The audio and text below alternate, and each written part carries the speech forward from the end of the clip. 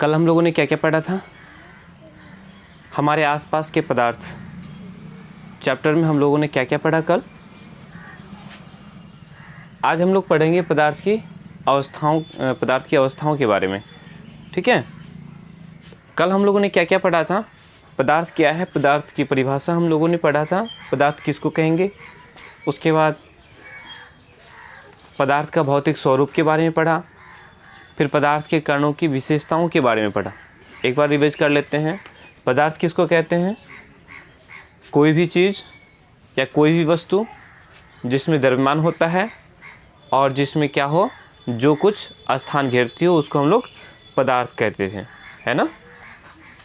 फिर हम लोगों ने पढ़ा पदार्थ का भौतिक स्वरूप क्या है। तो पदार्थ का भौतिक स्वरूप में हम लोगों ने पढ़ा कि पदार्थ जो है कणों से मिलकर बना होता है, पढ़े।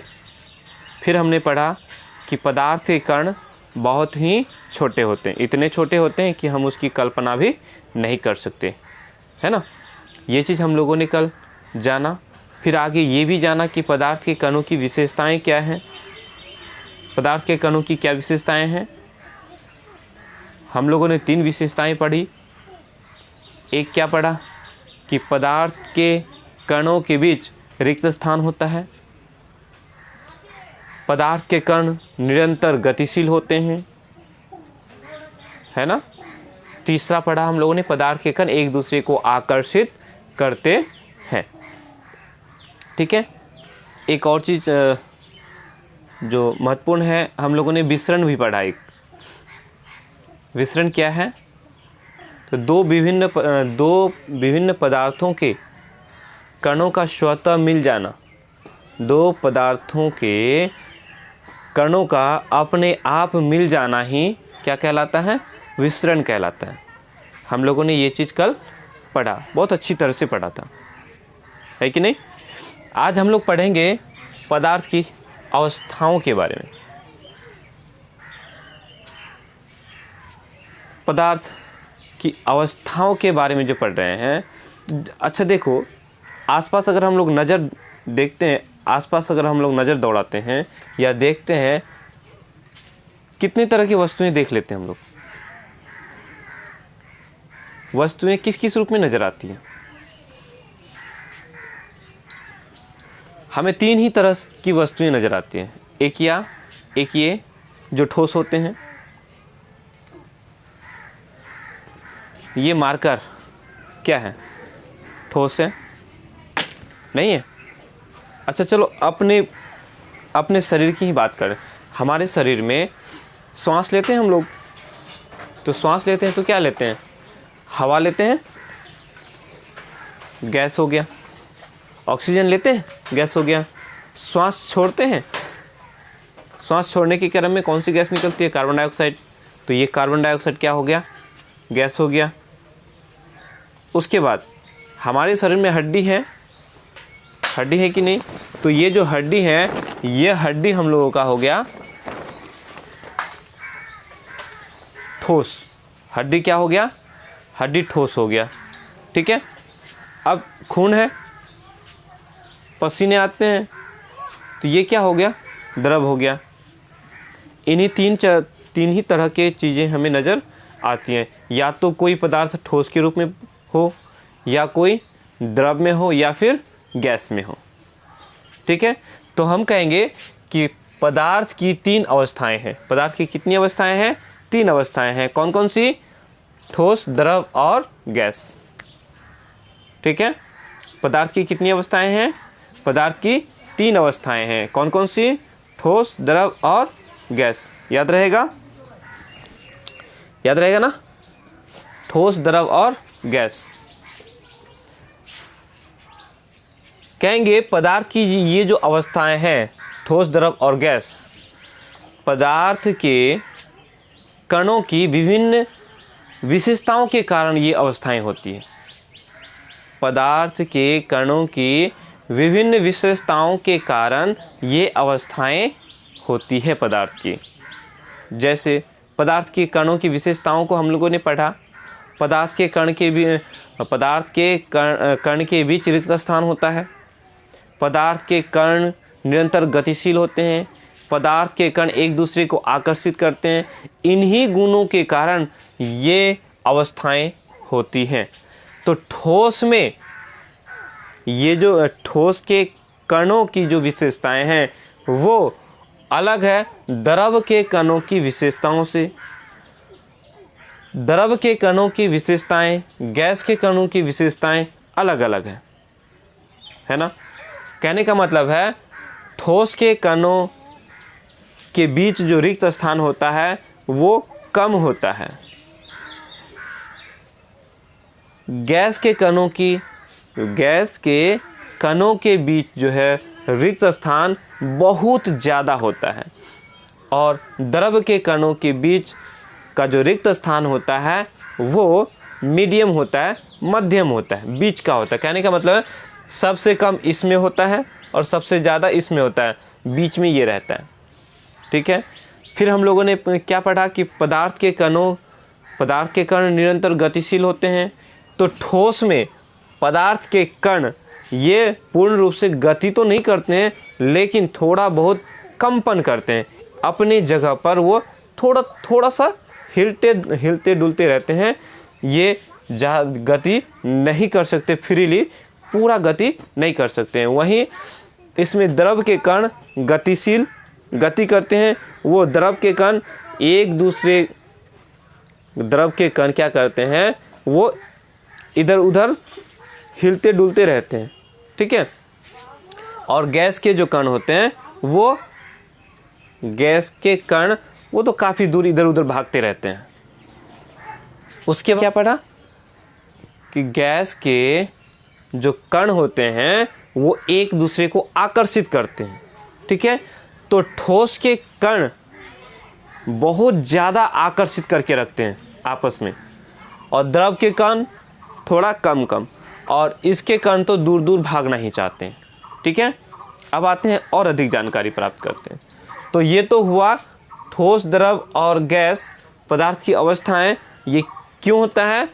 तो विभिन्न पदार्थ के कणों की विभिन्न विशेषताओं के कारण ये अवस्थाएं होती है। ये हम लोगों ने जाना। अब ठोस अवस्था में क्या होगा? पदार्थ के ठोस अवस्था में हम लोग समझेंगे तो कहेंगे कि पदार्थ का जो है निश्चित आकार होता है। पदार्थ का एक निश्चित आकार होता है। कोई भी पदार्थ है उसका निश्चित आकार होता है, साथ में उसका स्पष्ट सीमा होता है और स्थिर आयतन भी होता है। आयतन समझते हो ना जी?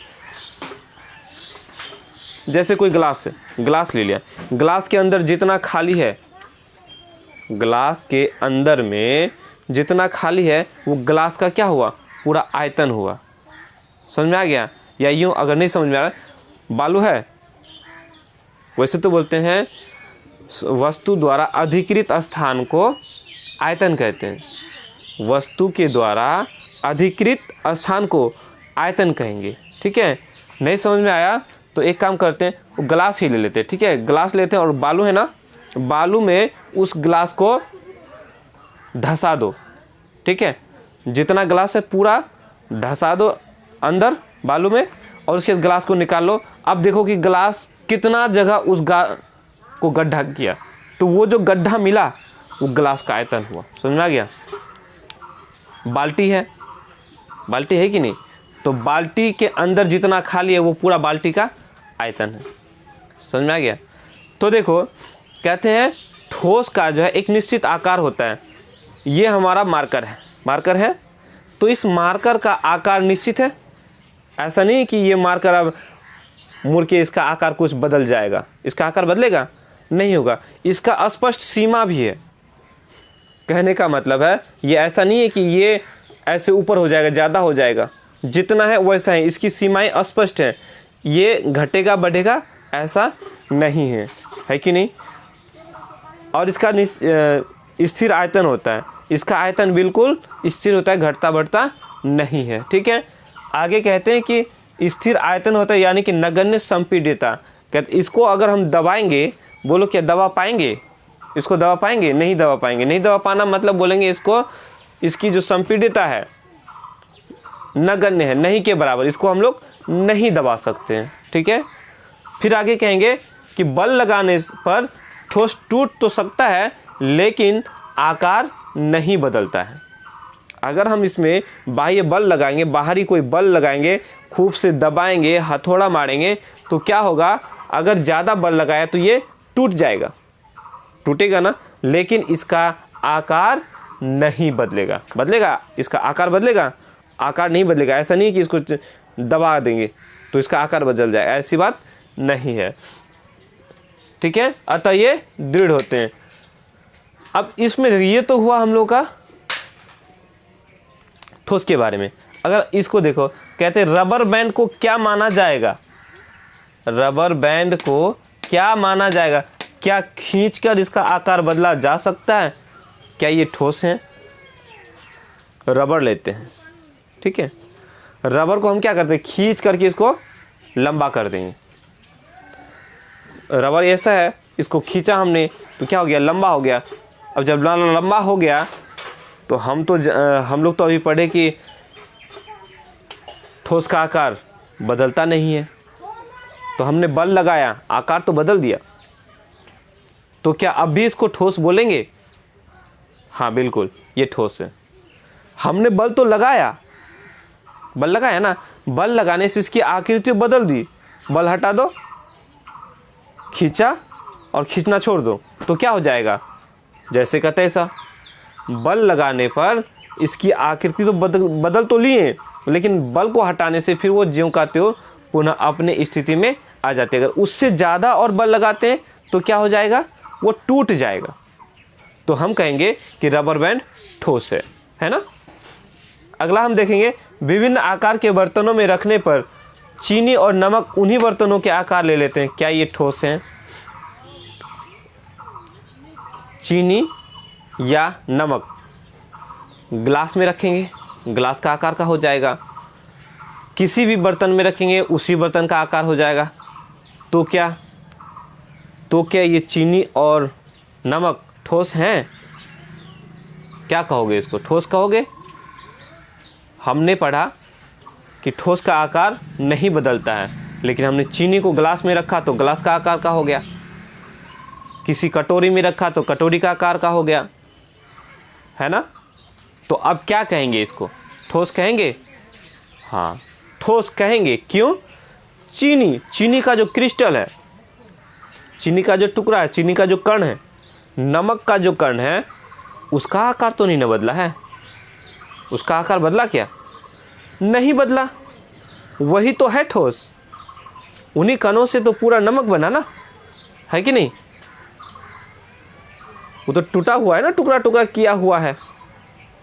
तो चीनी का जो कण है, नमक का जो कण है, क्रिस्टल है, उसका आकार नहीं बदलता, ये ठोस है। अर्थात हम कहेंगे कि हाँ, नमक या चीनी ठोस है, ये द्रव नहीं है। ठीक है, समझ में आ गया। कहते स्पंज क्या है? यह ठोस है, फिर भी इसका संपीड़न संभव है। क्यों? होटल में मिठाई खाए हो? स्पंज, उसमें क्या होगा, उसको लेना और मिठाई वाला से बोलना कि स्पंज दीजिए। वो रसगुल्ला को लोगे, ऐसे दबाओगे ना तो पूरा रस निकल जाएगा, पूरा रस निकल जाएगा, और जैसे ही छोड़ोगे ना, फिर जैसे का तैसे वो फूल जाएगा। ठीक है। तो स्पंज क्या होता है, स्पंज में छोटा छोटा छिद्र होता है, और छोटा छोटा छिद्र होने के कारण उसमें हवा घुसा हुआ रहता है। क्या रहता है उसमें? हवा घुसा हुआ रहता है। अब छेदा है, उसमें तो हवा रहेगा ना जी, छेदा अगर रहे उसमें हवा तो रहेगा ना। तो हवा रहने के कारण क्या होता है, उसमें जैसे हम उसको दबाएंगे तो हवा बाहर निकल गई, हवा क्या हो गया, बाहर निकल गया, तो पिचक गया। अब जैसे ही हम उसको छोड़ेंगे तो छोड़ने से क्या हो जाएगा, फिर हवा अंदर चले जाएगी। जैसे ही हवा अंदर जाएगी तो क्या हो जाएगा, वो फिर वो फूल जाएगा। तो हम इस स्पंज को क्या कहेंगे, ठोस कहेंगे। क्यों? क्योंकि हम उसको बल लगाएं तो हवा बाहर निकल गई, हवा क्या हो गया, बाहर निकल गई, और फिर जैसे ही हमने बल हटाया तो फिर अंदर वो हवा स्पंज में चला गया और जैसे का तैसा वो रह गया। तो क्या उस हमने स्पंज का आकार बदल पाया? नहीं बदला। स्पंज का आकार बदला? नहीं बदला। तो ये क्या है? ठोस है। ठीक है, समझ में आ गया? ये तो हुई हम लोगों का ठोस के बारे में। ठीक है, अब द्रव के बारे में। ठोस का आकार निश्चित होता है, द्रव का आकार निश्चित नहीं होता है। द्रव का आकार निश्चित नहीं होता है, बल्कि इसका आयतन निश्चित होता है। आयतन क्या होता है? निश्चित होता है। जैसे 1 लीटर दूध लिया हमने, या 1 लीटर तेल लिया, कुछ भी लिया, हम उसको बोतल में रखेंगे तो बोतल का आकार हो गया। ग्लास में रखेंगे, ग्लास का आकार हो गया। किसी अन्य बर्तन में रखें, जिस बर्तन में रखेंगे उसी का आकार हो गया। लेकिन क्या 1 लीटर हमने जो लिया, 1 लीटर दूध से 2 लीटर दूध हो जाएगा, 3 लीटर दूध हो जाएगा, या उससे घट जाएगा? ऐसा होगा? नहीं होगा। 1 लीटर यदि दूध है तो वो किसी भी बर्तन में रखेंगे तो 1 लीटर दूध ही होगा, अर्थात उसका आयतन नहीं बदलेगा। समझ में आया? तो कहेंगे द्रव का आकार निश्चित नहीं होता है, लेकिन आयतन निश्चित होता है। याद रहेगा? ठीक है, तो जिस बर्तन में हम रखेंगे उसी का आकार ले लेगा। ठीक है, द्रवों में बहाव होता है, द्रव बहते हैं और इनका आकार बदलता है, इसलिए ये दृढ़ नहीं होते हैं बल्कि तरल होते हैं। तो ठोस और द्रव का मिश्रण द्रवों में संभव है। ठोस और क्या कहा? ठोस और द्रव का मिश्रण द्रवों में संभव है। ठोस का मिश्रण द्रव में संभव है। गैस का मिश्रण द्रव का मिश्रण द्रव में संभव है। कहने का मतलब हुआ, हमने पानी में नमक या चीनी को डालता है, तो नमक या चीनी पानी में घुला तो अपने आप घुला कि नहीं? घुला ना जी, घुला। तो हम इसको क्या कहेंगे? नमक या चीनी ठोस है? ठोस है कि नहीं? तो नमक या चीनी ठोस है, अब पानी में घुल गया। ठोस और पानी द्रव है, तो ठोस का द्रव में विसरण हो गया, अर्थात ठोस का द्रव में विसरण संभव है। या हमने कल जो उदाहरण लिया था हम लोगों ने, पोटेशियम परमैंगनेट का एक क्रिस्टल या नील का टुकड़ा, एक ठो क्रिस्टल हमने पानी में डाला था, तो वो क्या हो गया था? अपने आप पूरे पानी में फैल गया था। क्रिस्टल वो क्या है? ठोस है। पानी क्या है? द्रव है।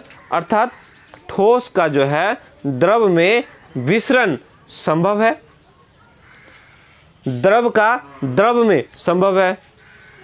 दूध को हम पानी में मिला देंगे तो दूध क्या है? द्रव है। पानी क्या है? द्रव है। दूध को पानी में मिला देंगे तो पूरे पानी में मिल जाएगा? नहीं मिलेगा? मिलेगा। हमने कल एक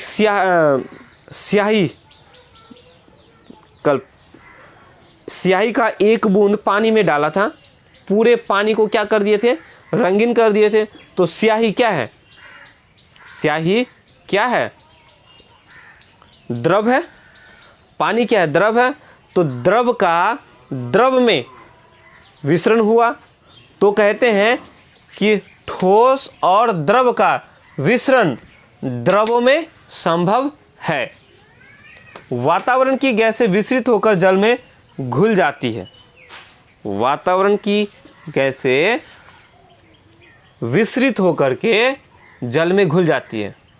वातावरण, हवा में गैसें हैं, तो हवा में बहुत सारी गैसें हैं ना जी।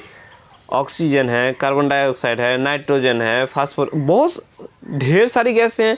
तो ये गैसें पानी में क्या हो जाते हैं, विसरित हो जाते हैं। जैसे पानी के अंदर क्या क्या होता है, मछली होता है, जलीय जंतु होता है, जलीय पौधे भी होते हैं, पानी के अंदर पौधे भी पाए जाते हैं, है कि नहीं। तो उनको जीवित रहने के लिए क्या क्या चाहिए होता है, किसी को ऑक्सीजन चाहिए होता है, तो किसी को कार्बन डाइऑक्साइड चाहिए होता है कि नहीं। तो ये कहाँ से आती हैं, वातावरण में जो गैसें हैं वो जल में घुल जाते हैं, और जल से घुलने के बाद मुख्य रूप से कार्बन डाइऑक्साइड और ऑक्सीजन, ये जल में घुलने से जो ऑक्सीजन होते हैं वो मछलियाँ ग्रहण कर लेते हैं या जलीय जंतु ग्रहण कर लेते हैं, और जो कार्बन डाइऑक्साइड होते हैं उनको जलीय पौधे, पानी के अंदर जो पौधे पाए जाते हैं वो उनको ग्रहण करते हैं, तो ही वो लोग जीवित रह पाते हैं। ठीक है, समझ में आ गई बात। कहते द्रव में ठोस, द्रव और गैस तीनों का मिश्रण संभव है। ठीक है, द्रव में हमने देखा, द्रव में ठोस का मिश्रण होता है, द्रव में द्रव का मिश्रण होता है, और द्रव में गैस का भी मिश्रण होता है। द्रव में गैस का भी मिश्रण होता है। अभी हम लोगों ने देखा कि पानी में जो वातावरण की गैसें हैं वो विसरित होकर के जलीय जंतुओं के काम आ जाते हैं, आते हैं कि नहीं, समझ में आई बात। ठीक है, तो द्रव में ठोस, द्रव और गैस तीनों का मिश्रण संभव है, इसको याद रखना है। ठीक है, कहते ठोसों के अपेक्षा द्रव में विसरण की दर अधिक होती है। ठोसों के अपेक्षा द्रवों में विसरण की दर अधिक होती है। ठीक है, अधिक होती है। क्यों होता है पता है, ठोस है, किसी ठोस में विसरण कम होता है बल्कि द्रव में विसरण ज़्यादा होता है। क्यों, ऐसा क्यों होता है, हम कहेंगे कि द्रवों में जो कणों के बीच जो रिक्त स्थान होता है वो ज़्यादा होता है, जिसमें ज़्यादा खाली जगह होगा उसी में ना जल्दी घुसेगा जी, उसी में ना ज़्यादा विसरण होगा। समझ में आ गई बात। ये हुआ हम लोगों का द्रव अवस्था के बारे में। अब हम लोग देखेंगे गैस अवस्था में। गैस अवस्था में हम लोगों ने ठोस के बारे में पढ़ा कि ठोस का आकार निश्चित होता है, आयतन निश्चित होता है। द्रव में द्रव का आकार तो निश्चित नहीं होता है लेकिन आयतन निश्चित होता है। लेकिन वही गैस में जो है ना, गैसों का न तो आकार निश्चित होता है और न ही आयतन निश्चित होता है। इसका आयतन भी निश्चित नहीं होता है और आकार भी निश्चित नहीं होता है। इसकी जो संपीडितता होती है वो बहुत ज़्यादा होती है, अर्थात गैस को हम लोग क्या कर सकते हैं, संपीड़ित कर सकते हैं, मतलब उसको दबा सकते हैं। गैस को क्या कर सकते हैं, दबा सकते हैं। ऐसे समझो, इंजेक्शन लगाए हो ना जी। इंजेक्शन जो लगाते हो वो सिरिंज होता है ना, सिरिंज होता है, तो सिरिंज में से सुई को हटा लेना, सुई को हटा के एक तरफ उंगली से दबा देना सिरिंज की तरफ। ठीक है, सिरिंज हटा के, सिरिंज लेकर के मत दबाने तो सुइयाँ घुस जाएगा अंदर। और क्या करेंगे, वो जो पीछे वाला होता है ना, निकाल के फिर दोबारा घुसाएंगे। अब जब घुसाएंगे तो इसके अंदर हवा भरा हुआ रहेगा, हवा भरा हुआ रहेगा कि नहीं, तो हवा भरा हुआ रहेगा। हम क्या करेंगे, उसको दबाएंगे। देखना कितना दूर तक दबा सकते हैं, बहुत दूर तक हम लोग दबा सकते हैं। इस तरह से एक वाला, ये वाला देखते हैं, ये वाला देखो, ये देख रहे हो, इसमें हम देखेंगे, यहाँ देख सकते हो, इसको हम लोग निकाल के दोबारा घुसाएंगे तो ये जो हवा भरी होगी, हम इसको अगर दबाएंगे ना तो ये बहुत हद तक हम दबा सकते हैं। हमने यहाँ ढक्कन लगा दिया या उंगली लगा दिया और इस तरह से जब दबाएंगे तो बहुत हद तक दबा सकते हैं। तो क्यों दबा सकते हैं, जबकि हवा तो मेरा ये पूरा भरा हुआ था, फिर भी हमने दबाया। इसका मतलब है कि हवा को हम लोग दबा सकते हैं, अर्थात इसकी जो संपीड्यता है वो काफ़ी अधिक है। और इसकी जब संपीड्यता काफ़ी अधिक है, इसको दबा ज़्यादा सकते हैं, तो इसके कारण गैस के अत्यधिक आयतन को बहुत बड़े आयतन को हम लोग क्या कर सकते हैं, कम आयतन वाले सिलेंडर में संपीड़ित कर सकते हैं, है ना, या कम आयतन वाले किसी भंडारे में, किसी बर्तन में संपीड़ित कर सकते हैं। क्या आगे क्या लिखे, संपीड़ित किया जा सकता है एवं आसानी से एक स्थान से दूसरे स्थान तक ले जाया जा सकता है। अब जैसे हम लोग जो घर में खाना बनाते हैं कि नहीं, तो खाना जो बनाते हैं वो गैस होता है, खाना बनाते हैं ना जी, कौन से गैस, एलपीजी गैस जलाते हैं घर में, खाना जो पकाते हैं जिससे, उसमें अगर हम उसको गैस को खोल देंगे तो क्या हो जाएगा जी, कितना गैस निकलेगा, बहुत अधिक गैस निकलेगा कि नहीं। हमने उस एक छोटे से सिलेंडर में गैस को भर दिया है, अगर हम उसका ढक्कन खोल लें तो क्या हो जाएगा, बहुत बड़े क्षेत्र में फैल जाएगा, फैलेगा कि नहीं फैलेगा। तो बहुत बड़े आयतन के, बहुत ज़्यादा आयतन को हमने क्या किया, संपीड़ित करके एक छोटे से सिलेंडर में हमने भर दिया। ऐसा क्यों, क्योंकि हम जानते हैं कि गैस का जो संपीड़ितता होती है वो काफ़ी अधिक होती है, जिस कारण से उसको बहुत बड़े गैस के बहुत ज़्यादा आयतन को, बहुत अत्यधिक आयतन को हम लोग कम आयतन करके संपीड़ित करके कम आयतन वाले सिलेंडर में या कम आयतन वाले किसी बर्तन में उसको रख सकते हैं। या आजकल वो गाड़ी में सीएनजी चलता है, सीएनजी गैस होता है, सीएनजी बोलते हैं उसको, संपीड़ित प्राकृतिक गैस, जिसको सीएनजी, आजकल गाड़ी में जो पेट्रोल वगैरह नहीं लगता है, बिना पेट्रोल का गाड़ी वही उसी से चलाते हैं। जैसे खाना बनाते हैं ना एलपीजी के द्वारा, ठीक उसी तरह से आजकल के जो गाड़ी में है वो सीएनजी का उपयोग किया जाता है। तो वो भी क्या है, संपीड़ित प्राकृतिक गैस, वो भी क्या है, बहुत बड़े गैस को एक छोटे सिलेंडर में हम उसको भर लेते हैं। ठीक है, कहते गैसीय अवस्था में कणों की जो गति होती है वो अनियमित और अत्यधिक तीव्र होती है। गैसीय अवस्था में कणों की गति अनियमित होती है और अत्यधिक तीव्र होती है।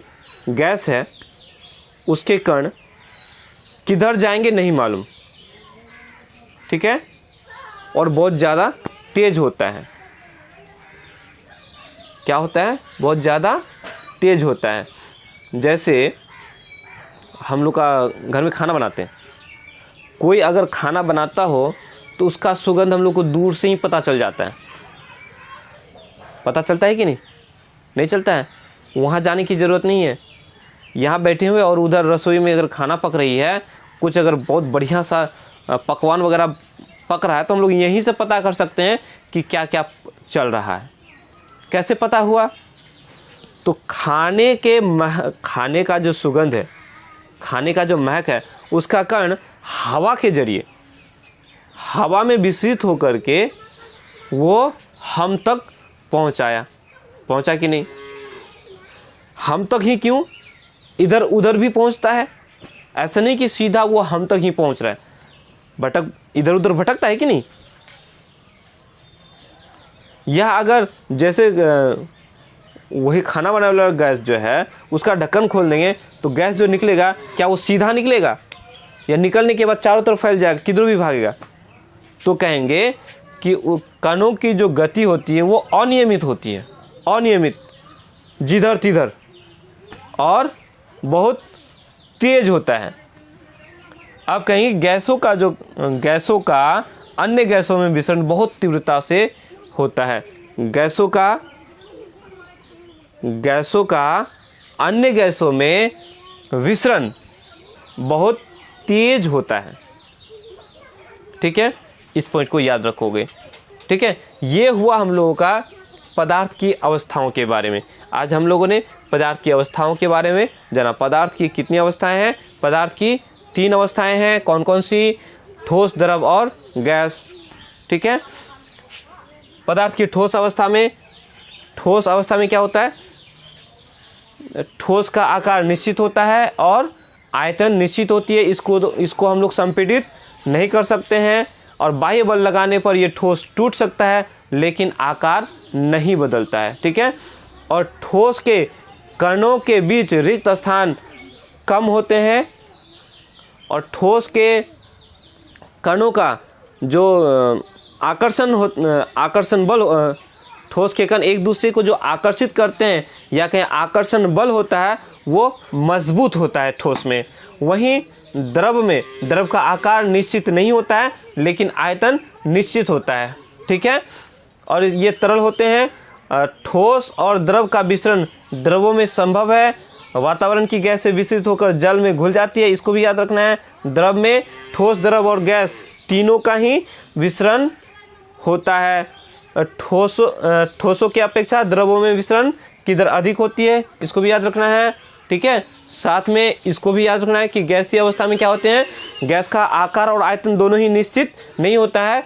गैस की जो संपीड़ितता होती है वो बहुत ज़्यादा अधिक होती है। ठीक है। गैसीय अवस्था में कणों की जो गति होती है वो अनियमित और अत्यधिक तीव्र होती है। साथ में गैसों का अन्य गैसों में विसरण भी बहुत तेज, बहुत तीव्रता से होता है। इन पॉइंट्स को याद रखना है। ठीक है। तो आज के लिए इतना ही, फिर हम लोग कल पढ़ेंगे इससे आगे।